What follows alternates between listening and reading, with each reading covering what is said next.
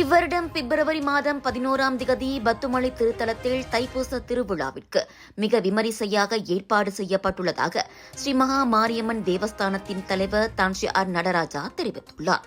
இவ்விழாவின் போது இவ்வருடம் ஸ்ரீ மகா மாரியம்மன் தேவஸ்தானத்தின் தலைமையில் 1,00,000 பக்தர்களுக்கு வாழை இலையிலான அன்னதானம் வழங்கப்படும் எனவும் அவர் கூறினார். இவ்வாண்டு 1,00,000 மக்களுக்கு 1,00,000 நம்முடைய இந்து பெருமக்களுக்கு ஸ்ரீ மகாமாரியம்மன் தேவஸ்தானம் அன்னதானம் வழங்கவிருக்கின்றது.